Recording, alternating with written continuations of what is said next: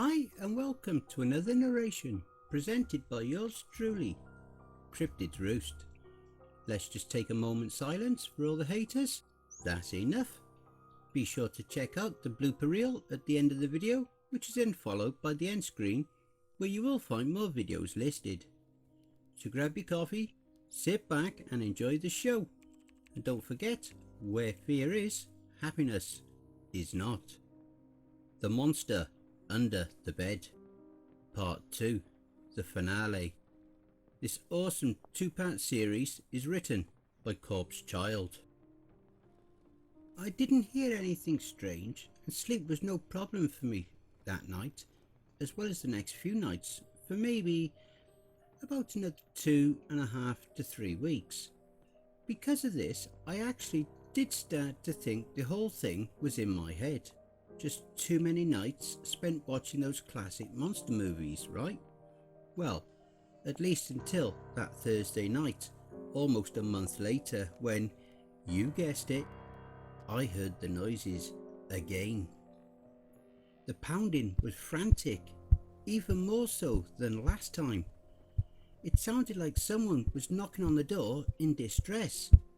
The way you see in movies when someone's trying to get inside of somewhere to hide from some maniac or something. Once again I was wide-eyed and felt chills pricking my spine with every hammering blow from under me. This did make me notice one thing though. Last time the pounding was soft, yet close by, and I could feel it through the mattress. Now however the noises were louder, but seemingly further away, and I couldn't feel them. I guess noticing this, rather than immediately run like last time, I actually had the balls to climb down with a flashlight and look around under my bed. Nothing, just a few toys and comic books scattered around. I jumped though when another series of blows coming from under the floorboards actually caused the wood flooring to start poking upwards. It's gonna come through the floor. That was when my courage abandoned me and it was back to the bathtub again. That night I didn't sleep at all, and when Aunt Mabel questioned me about it, I told her that it happened again, that the monster was trying to get me again. Just like last time, she assured me that it had been dealt with, for good this time, to quote her, and to get ready for school. School itself was even more of a drag than the last time, and I was even called to the principal's office after getting caught falling asleep in class. They tried questioning me as to why I felt that it was okay to fall asleep in class, to which I just gave them the same lame excuse I did for Wendy. In the end, I was sentenced to ISS for the rest of the day, which meant a phone call to Aunt Mabel, and I had to take a note home for her to sign. Great. Not only did I lose sleep again, but now I get to start my weekend off grounded. At least that's what I expected to happen. Shockingly though, when she picked me up, she wasn't mad or anything. In fact, I think she may have expected this somehow. I could tell by the way she just nodded and replied, "I see," to everything my principal was saying, that she could have cared less about this mishap. "Well sir," she told him with resounding confidence, "I assure you this won't happen again." With this we left and headed home. "I'm sorry, Aunt Mabel," I said nervously, still expecting her to let loose whatever anger she was keeping contained in the principal's office. Instead she just smiled and looked in the rear view mirror at me. "Honey, you were fine. Trust me, you shouldn't have any more problems like this. Auntie Mabel has it all taken care of." Despite the fact that I should have been relieved that I apparently wasn't in trouble, I instead felt nervous. Something about the way she was saying this actually frightened me that much more than if she'd just screamed at me. I'd have at least seen that coming. But now I didn't know what to expect. What was she keeping from me? Better yet, why? When we got home, she told me to close my eyes, claiming she had a surprise gift for me. I held my eyes shut as tight as I could, still feeling more than a little anxious as she led me to my room. And open! My eyes almost shot like bullets from my head when I opened my eyes to see a flat screen TV sitting on top of my dresser, with an Xbox off to the right. Ta-da! What do you think? Her face was beaming with the biggest, warmest smile I'd ever seen. My heart was skipping beats like crazy, and I thought my head would explode from sheer ecstasy. Holy crap!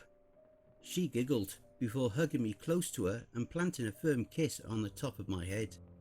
She then held up a headset and told me that now I could be like the gamers I would see on YouTube. I rushed over and seized her in the biggest bear hug I was capable of. "You are the best, Mom." "What?" she asked, shocked. I pulled away to see that she had a shocked expression on her face. "What did you just say? You the best?" "No, I mean after that. You called me Mom." I sensed something in her voice, a sort of excitement, a sense almost of triumph. "Oh, oops, I meant to say Aunt Mabel." No, she said softly, pulling me back into her arms. "Mom is okay. You can call me that as much as you like, sweetheart." I just stood there, wrapped in her arms, unsure of what to say or do. I mean, it'd been twice now that I'd been kept awake from a monster under my bed. Then I was given detention. Yet now here I was, standing locked in my aunt's arms, being rewarded with a brand new TV. She finally broke away and told me she'd be going out for most of the evening and that she'd leave some money for pizza on the counter. "Have fun," she said cheerfully, winking as she turned to leave. "I love you." For a moment I was still in shock. It all felt like some surreal dream. Partly though, I was still skeptical about Aunt Mabel's behaviour. The way she lit up when I called her Mom. Okay, I get it. She raised me for most of my life by that point, and she did everything to make sure my needs and most of my wants were taken care of. Like I said before, she may as damn well been my biological mother. Still though, the way she got so excited when I slipped it out on pure accident was just weird. It seemed almost psychotic. Then on top of that, there was the question of what she wasn't telling me about the noises from under my bed. I didn't feel like investigating that rabbit hole any deeper though, and I turned on my brand new Xbox, finding that it had Halo 3 already in it. It was about 9:30 or 10 o'clock that night that I started getting hungry. "Damn," I whispered under my breath. I lost myself so much in the game that I didn't realise how late it had gotten, and the only place that delivered that late was the Domino's on the other side of town. This meant that it was going to be at least half an hour before they'd get here, and I was pretty hungry. After placing the order, I decided I'd raid the pantry for snacks to hold me over until the pizza arrived. It was while I was doing this that I started hearing shrieking noises from under me. It was soft at first, but steadily increased to a louder and louder pitch. I heard it start to trail away from the area below the pantry and heading towards my room next door. I followed it into my room until I heard a resounding thud from the area directly under my bed. A series of monkey-like shrieks then erupted from the floor, followed by a series of blows to the floorboards. I saw them begin to poke outwards again. Soon I actually saw the wood start to splinter outwards, and I could hear the sounds clearly now. The best way I could describe the shrieks was like a sort of wheezing, raspy outcry. Like whatever it was had problems breathing properly and was at the same time being strangled. Another frantic series of blows sent the floorboards further and further outward. I was frozen. Despite my brain shrieking like how the monster was for my legs to haul ass, they were stiff as boards. It was when the pounding finally stopped and I saw a hand slither out from under the bed that my legs finally broke from their entropy and I bolted to the living room for the phone. Immediately I started jabbing the buttons, dialing Aunt Mabel's number. "Come on, please, pick up." No luck. I must have tried her number at least 5 times, all straight to voicemail. Eventually I could hear the sounds of scratching as well as something dragging on the floor behind me. When I made the mistake of turning around to look, my blood instantly froze solid. Coming out of the hallway was a pinkish red, gnarled and deformed looking hand with its yellow nails digging into the floorboards. Another one soon followed and I could hear the thing's strained breathing get closer. Just before the monster could reveal its face, I turned and bolted for the bathroom. In what felt like one fluid motion, I slammed the locked door behind me, all but threw myself into the bathtub. Phone still in hand, I started dialing 911. 911? What's the nature of your emergency? I started stammering. There's someone in my house after me. My mind was cycling in a frenzied vortex. I'm sorry, you said there's someone in your house? I heard the breathing approaching the door to the bathroom. Yes, someone's in my house after me. I let out a scream when I heard it banging on the door. Sir, are you still there? Are you alright? What happened? It's at the door! I heard it pound harder and harder on the door. I was starting to feel myself slipping further and further into hysterics with each blow that rocked the bathroom door. They're about to break the door down! Alright, calm down. Can you tell me your name and address? Timothy Barnes. I'm in my house. 1376 Watercress Drive. I'm in the bathroom and they're about to break down the door. Please hurry. All right, Timothy. I want you to stay where you are and... She was cut off when another thud from the other side.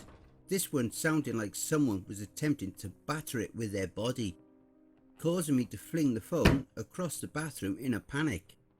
When I tried to grab it again, I retracted when I saw the door started pushing outwards. From the other side, the monster let out another of its deranged cries as it continued to batter the door open. My entire body seized up and I think my heart even stopped for an instant. This was it. I was done for. There was nowhere to run, and even if help was on its way, I knew by the time they got there it'd be far too late. I could feel tears stinging my eyes, and the door was bashed further and further out until finally flying open. There in the doorway the monster stood, bracing itself against the frame, covered in what looked like blood. It was nude and its skin, or rather what seemed to remain of it, was a bright pink and looked like raw hamburger meat. I saw that it was blind in its left eye, looking like a white bulging sphere, and the upper lid on the other eye drooped limply, almost covering it entirely. Long, thin black strands of hair seemed to drape over to the left side of its head, with the right side being completely bare, exposing its scarred, tattered lips on the right side of its face. It felt like time had stopped and the two of us seemed frozen, deadlocked in a staring contest. Tears were pouring from my eyes, yet my tongue was frozen in my mouth and I couldn't even scream. The monster took a slow, staggered step towards me. "Tch, tch," I heard it groan weakly as it inched drunkenly towards me. I cringed and closed my eyes. "Tim, me." Hearing this, I opened my eyes again. The monster was now on top of me, leering down at me. "What do you want?" I squeaked pitifully. It continued staring at me, studying me. Tim, me, it repeated, this time with some sort of emphasis. I saw its one good eye actually widen a bit when it said it this time, like it somehow recognised me. Noticing this, confusion instantly burrowed itself through the torrential sea of panic and rushed to the forefront of my mind. How did this thing know my name? What even was this thing? I cringed again when I saw its hand stretched downward to me. I felt his hand gently stroke my right cheek. Tim, me. His voice seemed cracked on the verge of tears. That's when a new feeling was thrown into my panicked mind. Familiarity, though I couldn't yet put my finger on it. What are you?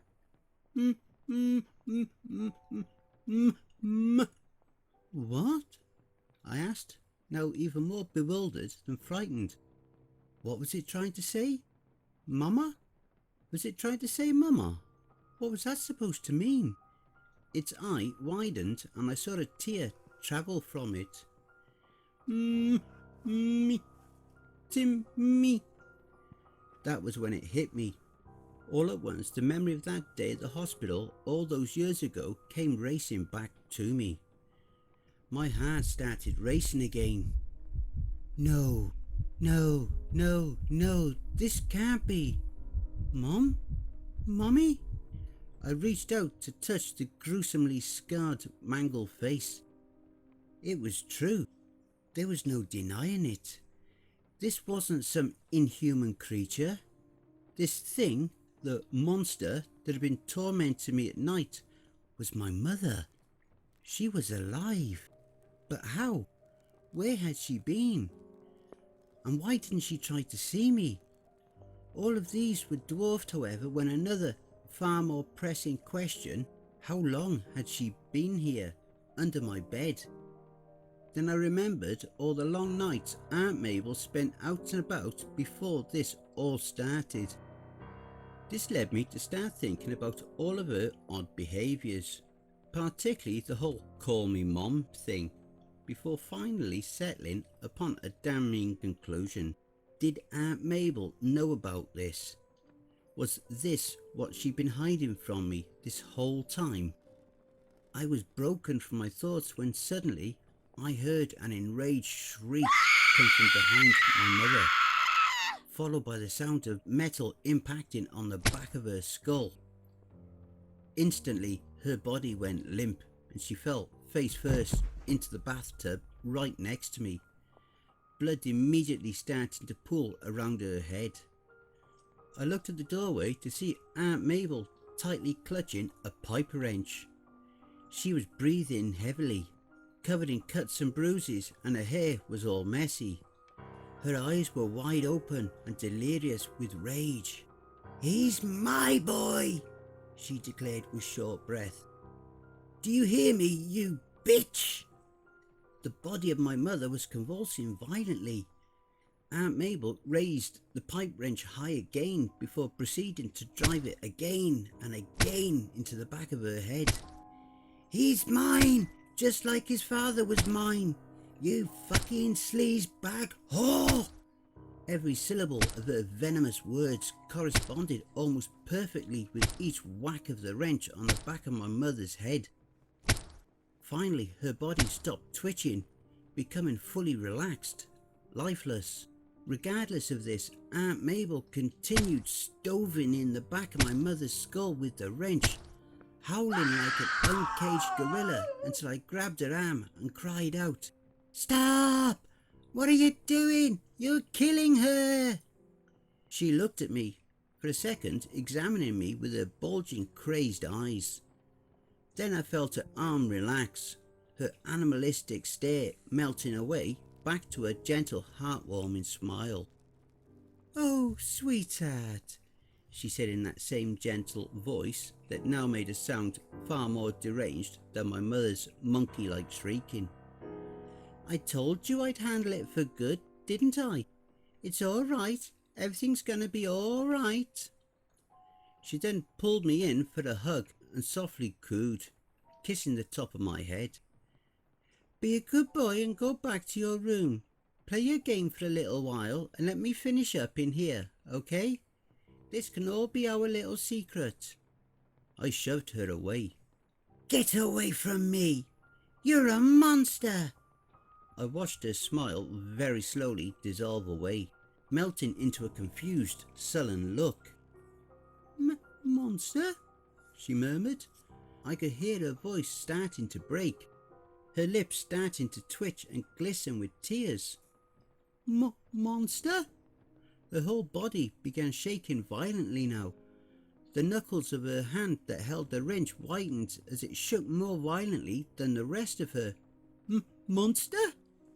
She took a disjointed step towards me, still shaking worse than an alarm clock.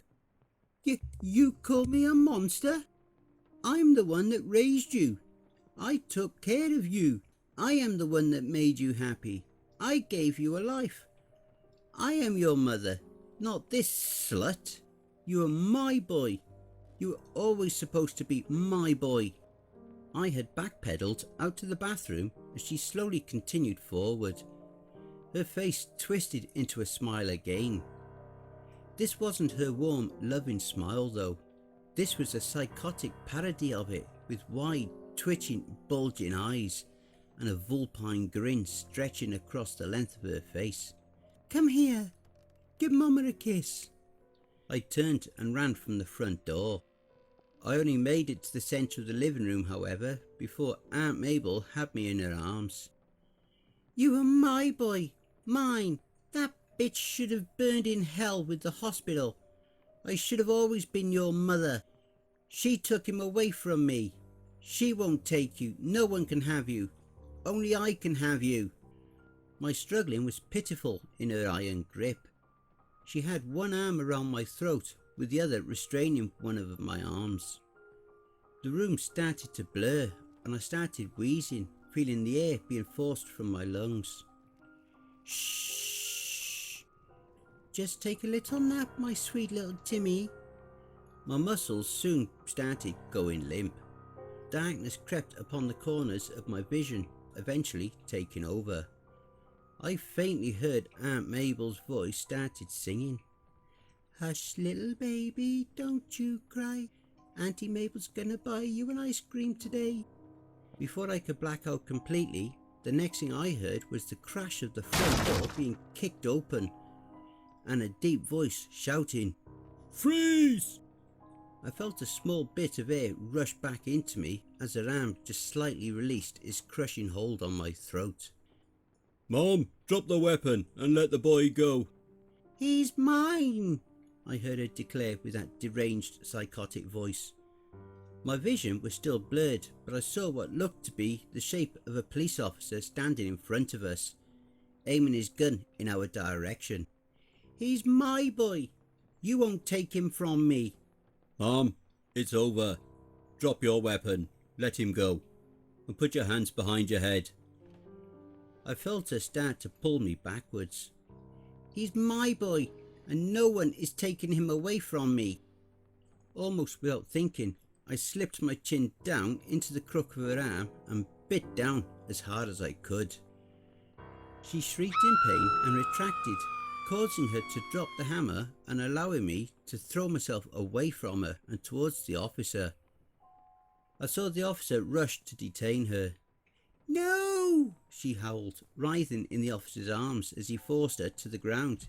You can't take him from me. He's my boy, my Timmy.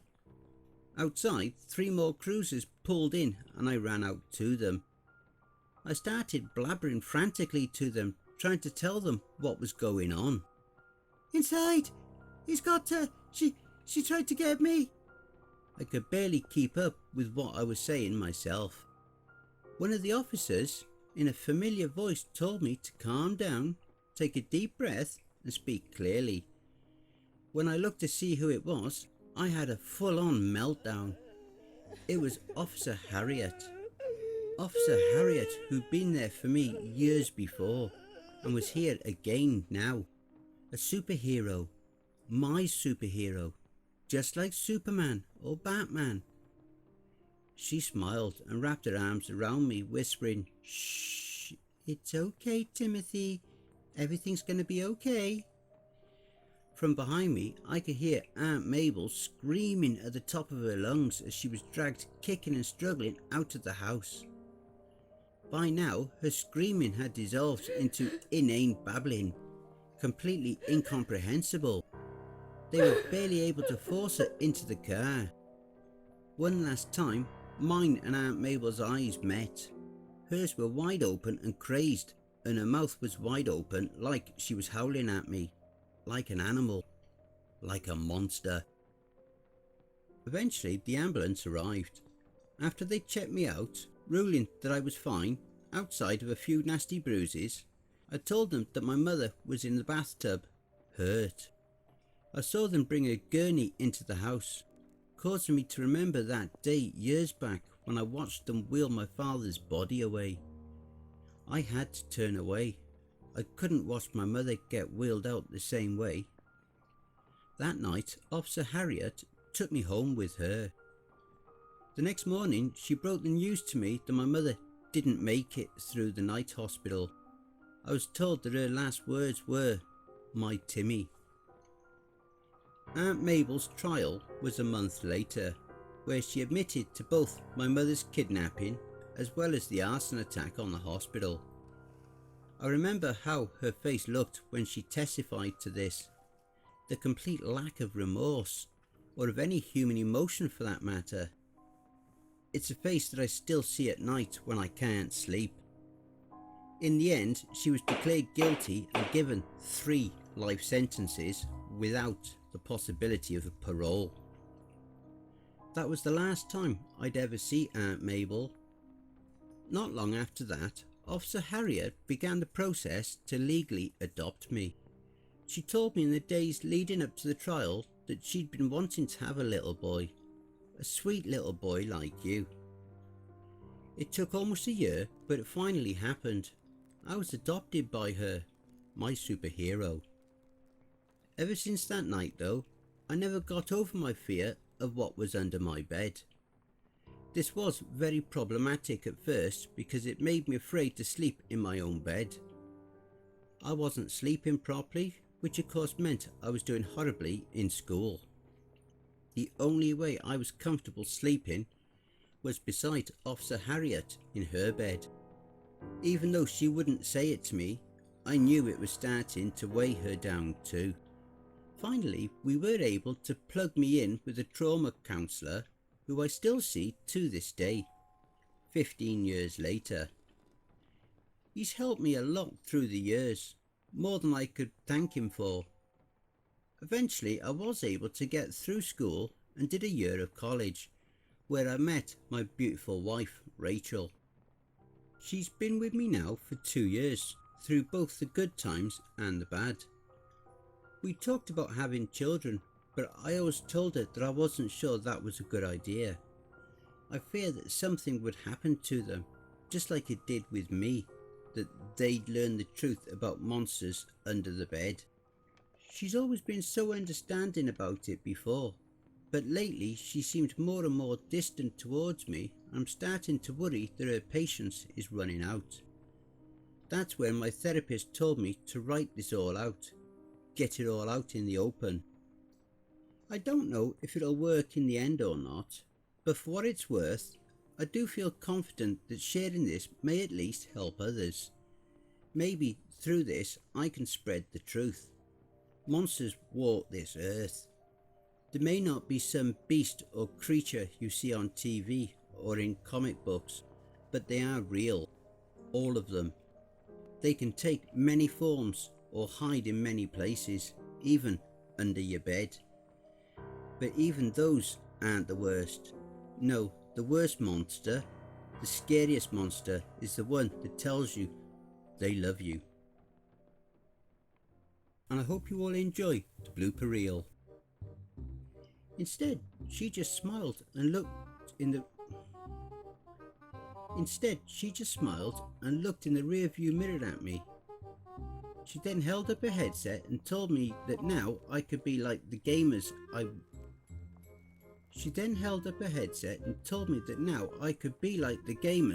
would see on YouTube. I pulled away to see that she had a shocked expression on her face. They're about to break the door down. It was nude, and its skin, or rather what seemed to remain of it, was a bright pink. It was nude, and its skin, or rather what seemed to remain of it, was a bright pink and looked like raw hamburger meat. She took a disjointed step towards me, still shaking worse than